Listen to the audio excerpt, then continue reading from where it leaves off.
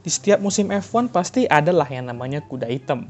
Yang dimana artinya itu adalah pembalap atau tim yang membuat kejutan atau hal-hal yang gak terduga di musim itu.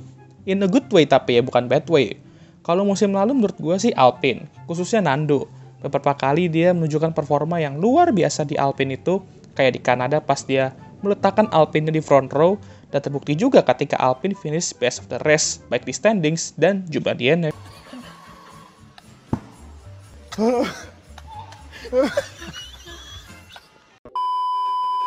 Kalau Ferrari gimana bang? Kan mereka juga meningkat jauh tuh dari 2021 ke 2022.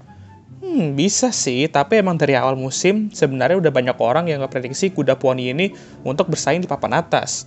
Jadi ya nggak mengejutkan juga lah meskipun gue apresiasi lah perkembangan mereka dari 2021 ke 2022. Yang bikin gue nggak kaget dari Ferrari di 2022, ialah strategi mereka ya sampai sekarang pun nggak berubah-berubah. Oke lah, itu kan 2022, dan sekarang kita dari 2023. Meskipun belum testing, bahkan car launch aja juga belum ya, tapi ada satu tim yang menurut gue tuh akan menjadi kuda hitam di musim 2023 ini. Tim itu ialah Aston Martin.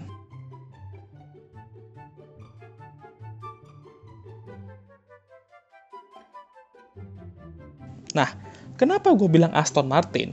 Padahal musim lalu jauh banget mereka secara poin ya, dari Alpine sama McLaren. Di standings pun masih dipantati Alfa Romeo juga, meskipun poinnya sama.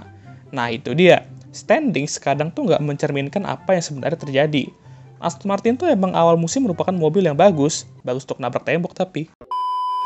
Ya kacau lah Aston Martin di awal musim itu. Tapi mereka mampu bangkit dan berhasil untuk setidaknya membuat mobil AMR22 itu untuk setidaknya menandingi McLaren atau Alpine secara race pace. Walaupun quali pace-nya masih rada-rada lah. Tapi perkembangan mereka sering berjalan di musim itu perlu diapresiasi sama diwaspadai oleh tim papan tengah lainnya. Selain itu, mereka emang lagi dalam proyek besar juga untuk menantang gelar Jordan yang dimana targetnya itu sekitar 4-5 tahun. Segala hal akan dilakukan oleh Papa Stroll untuk bangun tim ini menjadi juara. Seperti pabrik baru mereka yang pastinya akan menjadi push untuk tim ini ke depannya termasuk 2023.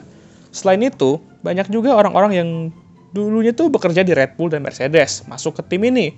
Salah satunya ialah Dead Fellows. Wadaw, Papa Stroll, gak ada niat bawa Adrian Newey kah? Kalau kalian berhasil masukin Adrian, Red Bull auto nangis 24/7 kali. Orang-orang ini gue yakin udah punya DNA juara lah dari tim lama mereka. Mengingat Aston Martin ini merupakan tim baru, orang-orang kayak Dan Fellows ini mampu mendorong tim mereka ke atas.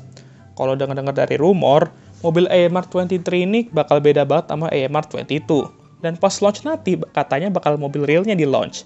Bukan konsep atau renderan ya. Ya, kita lihat aja lah ini bener atau enggak. Dan akan kita lihat juga nanti apakah desain mobil mereka tuh bakal bekerja, atau malah ujung-ujungnya bakal kopas tim lain. Sekarang kita ke pembalap mereka. Ada Lance Stroll, yang kemungkinan akan selalu di tim itu sampai dia pensiun. Mungkin ya. Karena selagi Papa Stroll masih menjadi owner tim, ya Lance akan tetap di situ. Kecuali ada sebuah plot twist nantinya kan.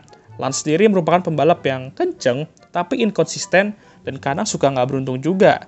Tapi dapat dikatakan dari saat dia debut sampai sekarang, dia masih belum menunjukkan versi terbaiknya gitu. Gue ngerasa kayak dia masih bisa lebih baik lagi gitu.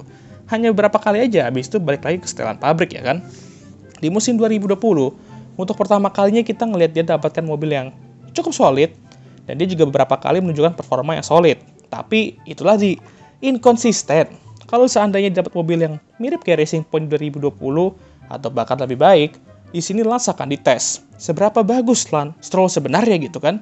Lalu tentu aja ada Fernando Alonso. Balik lagi, standings di 2022 itu tidak menunjukkan gambaran yang sebenarnya. Meskipun hanya di ke-9 di standings di belakang Lando dan rekan timnya Esteban Ocon, kalau seandainya mesin yang gak sayonara setiap kali gitu kan, Lando bisa aja raih posisi ke-7 di standings dengan mungkin cukup mudah, dan membuat battle Alpine sama McLaren tuh tidak terjadi. Karena Alpine udah pasti akan jauh di atas McLaren.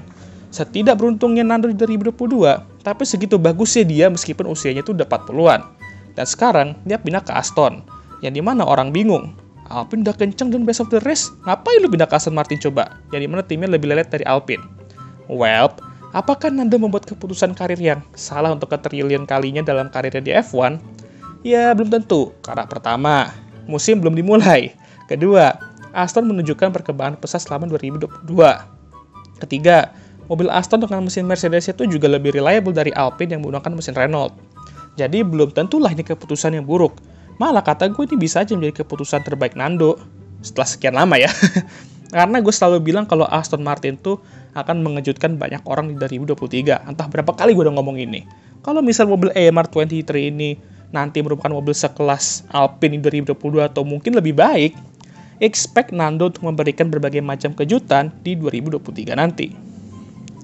Lalu kita lihatlah beberapa saingan mereka di 2023.